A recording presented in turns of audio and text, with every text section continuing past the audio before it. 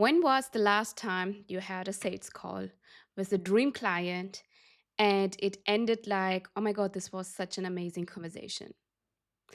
Your client opened up to you, they told you things where you thought in your head, oh my God, this is exactly what I do in my program. I can help this client. She's a dream client. You connected, you loved, you gave this prospect a lot of advice. You helped the prospect to get one or two breakthroughs. And at one point, that prospect even said, oh my God, I never thought about this in this way. Like you literally gave this prospect a new perspective, a new way of thinking about the problem they are having. And yeah, you're sitting there having your 60-minute, 90-minute conversation, and you're thinking, this is the perfect client. I need this client. I want to help this client, right? And then it comes to the end where you have to present the offer and the price, and your prospect is saying, I need to think about it, or let me talk to my husband, or I will get back to you tomorrow. You kind of like let this prospect walk away, and then nothing happens. This prospect is ghosting you and you are confused. You are so confused because the sales call felt very good, right? But you are confused why this prospect is not taking the next action. So this is what I want you to understand, that a sales call feeling good does not mean that the sales call was effective. Write this down. A sales call feeling good does not mean that the sales call was effective on your end and on your prospect's end. And this is something I see a lot, especially with women of color coaches, therapists, consultants, and industry experts. Like, you are so amazing at making clients feel seen, holding them the space to be open and to be vulnerable and to share things they never shared outside. You're amazing at listening and at helping people, but sometimes you are so focused on making the prospect feel good that you never help them to make a decision. So that you are always avoiding uncomfortable situation and conversation with the prospect. And this is what I want to talk to you about in this video, because your sales call may be accidentally turning into free therapy sessions right now. And again, it is not effective at all for you and for your clients. And you need to change that today. This is literally how you can stop chasing new leads and start signing more clients when you are getting better in closing your sales call, and not letting people walk away from you, and not letting people, treat you as that friend zone coach and turning your 60-minute sales call into free therapy sessions. So what these sales call actually look like is that your prospect starts to tell you what is happening in their life right now, right? Because you're a coach, your coaching brain immediately switches on, right? And you start to think, oh my God, I know what she needs, or I know what this prospect needs in order to move forward. I know what the coaching can be. So, this is what is happening. When someone tells you the problem, you immediately switch into going from salesperson into being that coach person. Your coaching brain immediately starts to switch on. So that's why instead of staying in your sales energy, you come into your coaching energy, which is why you give her more ideas. You like unconsciously, you start to coach the prospect on a call. Then this prospect gives you another problem and you give another solution, you give another idea. So you coach her through the problems she's giving on the sales call, without realizing that the sales call are only there to diagnose the problem, to present the solution, and to sign the prospect into your offer. No coaching needed, no tips, no like hardcore connection with the client so that you are getting a yes at the end. This is why the prospect is actually saying no, because you're coaching the client on your sales call, right? And that is happening to a lot of women of color coaches because you don't know how to actually like strategically present your sales call, strategically make sure that the sales call is there to get the yes for your offer. So you are spending 45 minutes helping this prospect to feel better about the problem. You are giving this prospect hope. You are giving this prospect relief. You are giving the prospect things that she can try by herself. And then you are presenting the offer, which is $5,000, $10,000, $15,000, right? And you are asking the prospect to spend $10,000 solving something that you suddenly and subconsciously already solved in a way in your prospect's brain. And now that problem isn't painful anymore for the prospect to spend $10,000 for the solution.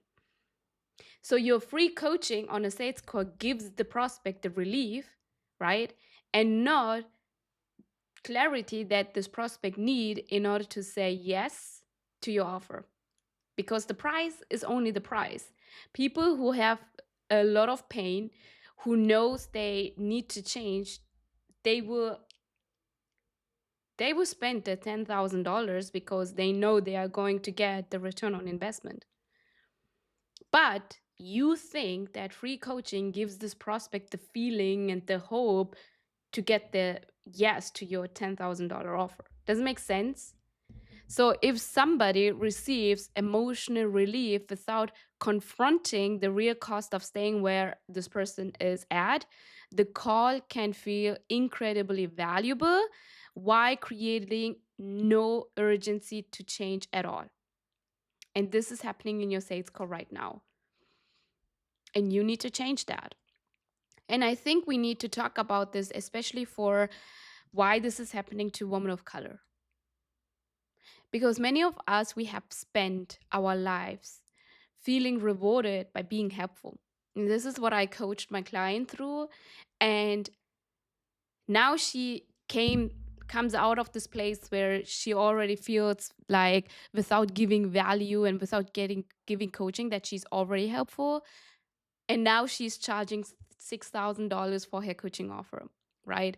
But she has this background where she felt being rewarded for being helpful, for being understanding, for not creating conflict, for not being easy, or for being easy to talk and making other people feel uncomfortable, which is why her sales call never converted or converted at 20%, right? She got a lot of sales call on a calendar, but she never closed them, right?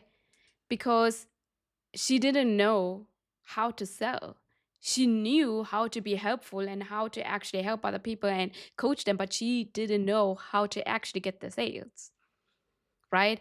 So when you start a business as a woman of color coach, right, and you are sitting there and you are doing the sales call, and at the end you are saying like, yeah, my one-on-one coaching is $10,000, and the prospect is saying like, I don't know if I can do this, you immediately want to rescue the prospect.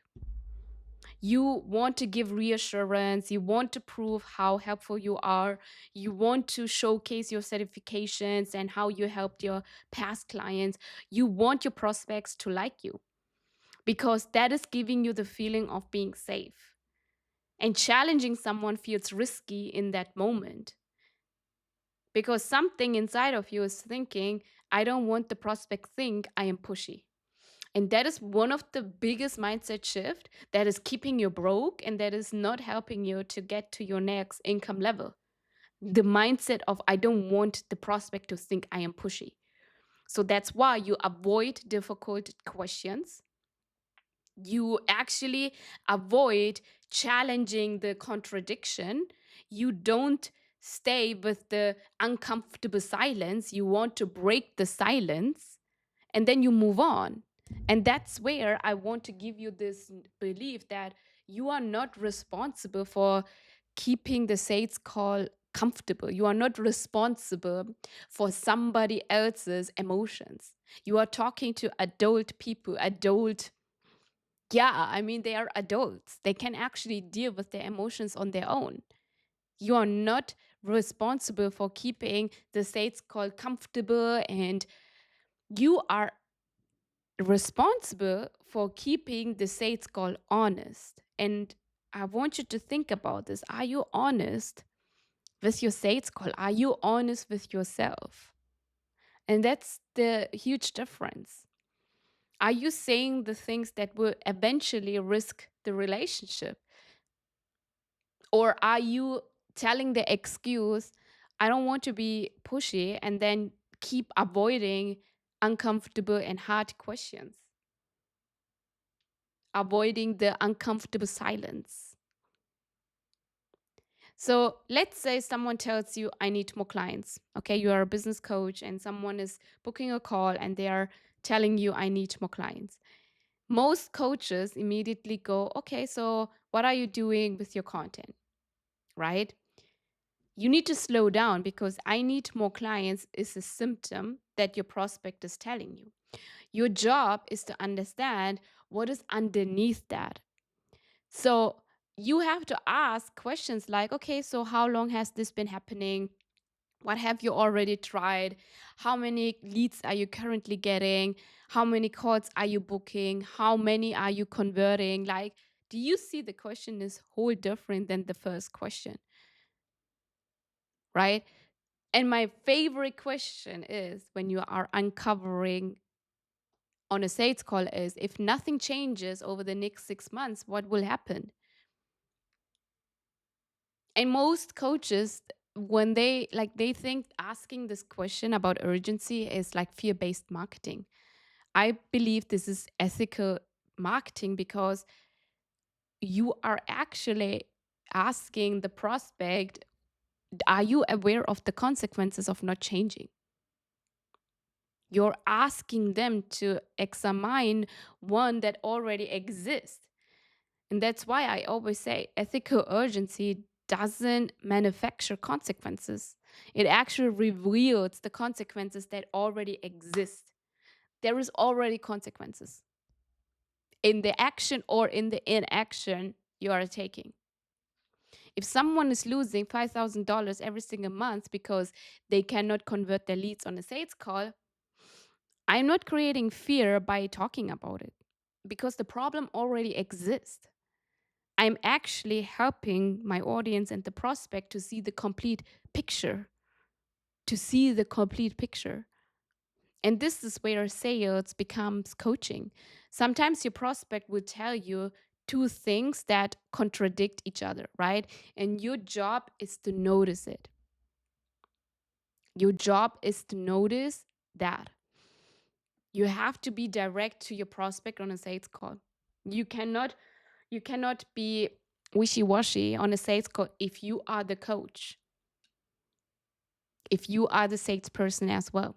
And I'm not saying be pushy, I'm not saying be manipulative, but I'm saying be direct, risk the relationship when it comes to sales call. Because your honesty and your directness will help the client to see the full picture, which eventually will help them to see that they need to change right now. Because directness helps someone to understand what they are actually saying no to. And your role is not to force the yes. Okay, this is the big difference. You don't have to force the yes. You never force a yes. Your role is to make an unconscious no visible, right?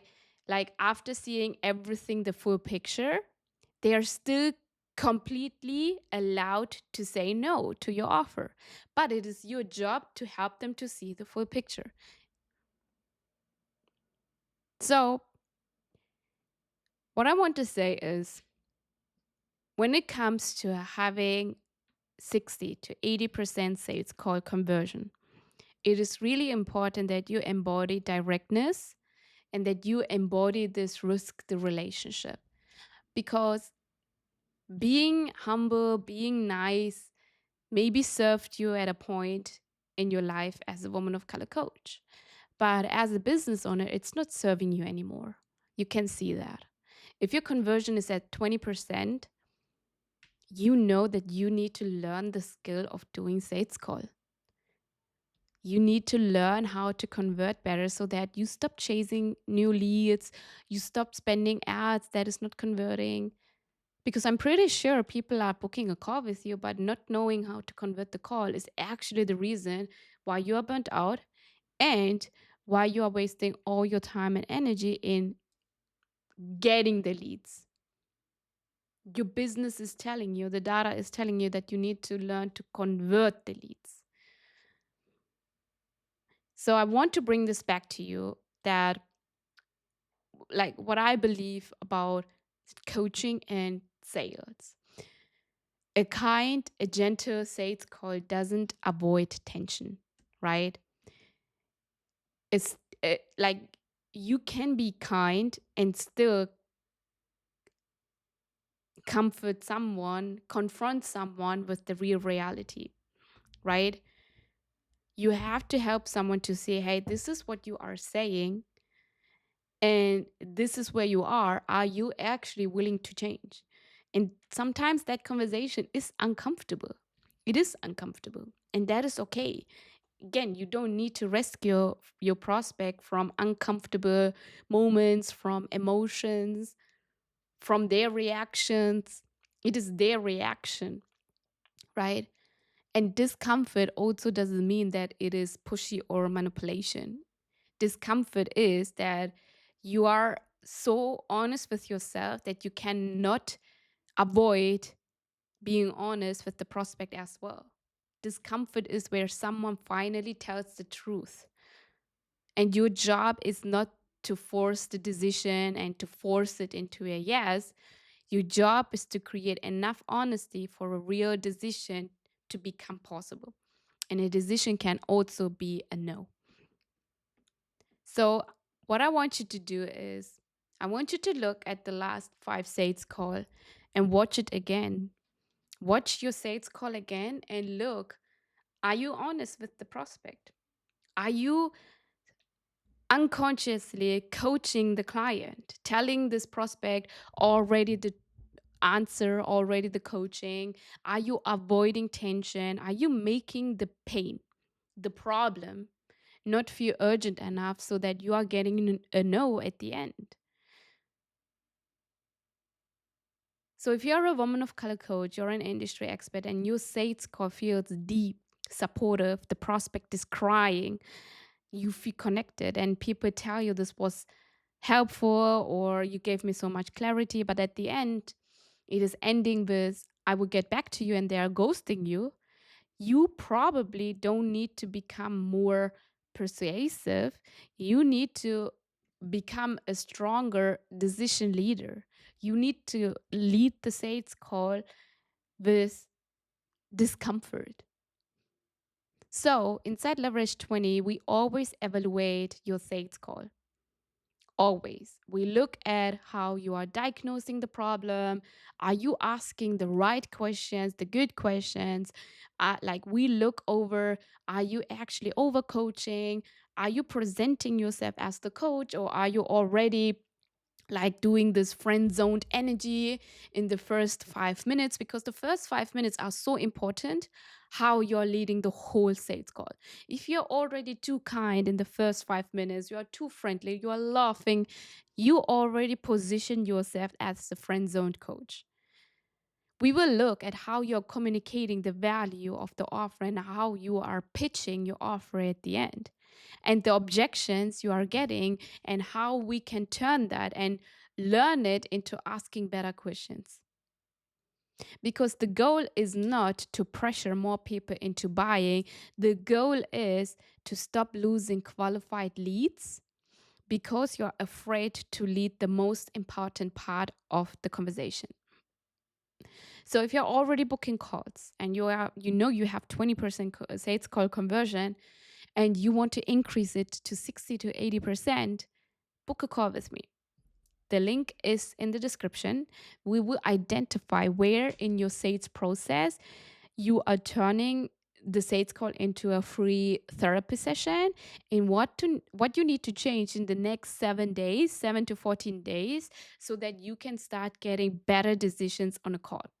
Our goal inside Leverage 20 is for you that you are booking the next sales call in 24 hours and sign the next high ticket clients in 7 days. Your next breakthrough is not by chasing new leads, it's by becoming better at converting the leads that you already have. So book your call. Let's look over your sales process, and I see you in the next video. Bye.